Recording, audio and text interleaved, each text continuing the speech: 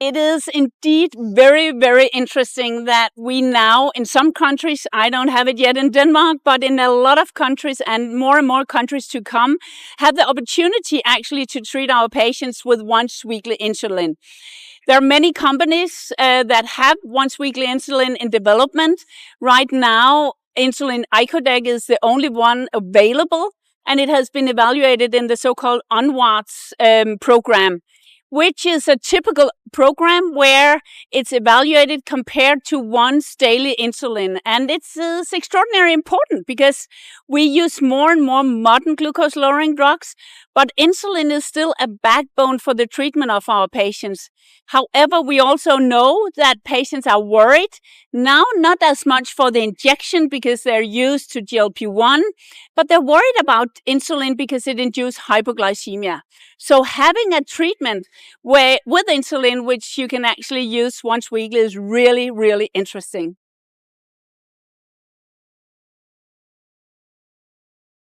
One of the things I was most worried about when I heard about the concept about giving 7 times as much insulin once a week compared to smaller doses every day was really about hypoglycemia. Because as you know, the Onwards program, Icodec in phase 3, was actually 6 different trials. Only one was in type 1 diabetes and the rest were in type 2 diabetes. So one of the things we're really worried about is that giving 7 times as much insulin per week, would that actually increase the risk of hypoglycemia in individuals, even with type 2 diabetes, where we know it's not that frequent. But post-hoc analysis and also data from the main papers have demonstrated that if we talk about clinical significant or severe hypoglycemia, it's actually not an issue. There are a little bit more mild hypoglycemia in some of the groups. And also in the SPC, it actually says that the days after the injection, there might actually be a slightly increased risk of mild hypoglycemia after injection. But overall, I'm really surprised about the data. And it's good because we might hopefully be able to decrease therapeutic inertia with the once-weekly insulin.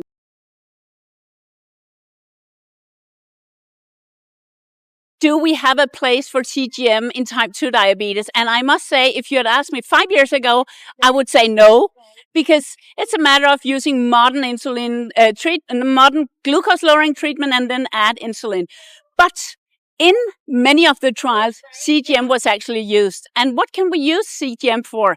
Well, what we talk about is time in range, and that is the green area that you see in many figures, that we want our patients to be as long in time range as possible. Then we have time below range, TBR, and we have time above range. And when we look at the data from the Insulin Icodec program and also what we have, although limited with other trials, is that the time spent in range is increased with this insulin. And it makes sense because when you consider the pharmacokinetic profile, it's more flat and it's more predictable with this insulin.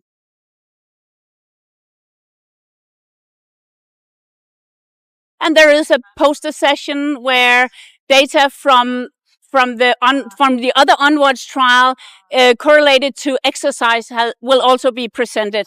The thing is that it's not with an activity tracker, so it's self-reported exercise, and it actually seems to be safe in respect to hypoglycemia, because that's one of the things we worry about with more insulin on board at higher doses giving once a day.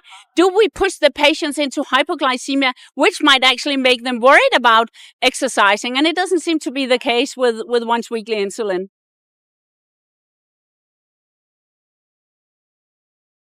Yeah, here at the EASD, there will also be data presented from the Onwards program focusing on patients with challenges in respect to kidney disease, chronic kidney disease, because we all know that it's a group of individuals that have a high mortality. They have an increased prevalence of cardiovascular disease. And of course, we're worried about pushing them into a higher risk of hypoglycemia. But actually, as the other post-hoc analysis that we've seen so far, it seems safe, it seems efficacious, and I have not seen anything yet that really worries me from a clinical perspective.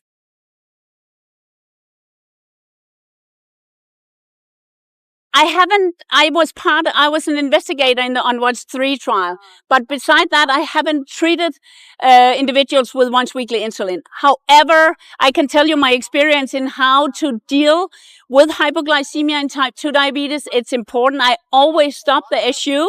I actually spend a lot of time educating the patients what to do if they get symptoms of hypoglycemia. They should always measure a glucose, because often they are actually not in the hypoglycemic area. They just get symptoms, which often is because they're high in glucose, then they have a rapid decline, but they're not into hypoglycemia.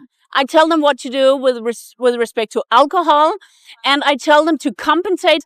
People with type 2 diabetes, they often compensate and they often overcompensate. You don't need much glucose to take over a hypoglycemic event, and actually it also seems safe, and it doesn't induce more hypoglycemia. So that's my main clinical take home. And then I'm looking forward to having once weekly on board, because I really see it as a way to decline therapeutic inertia.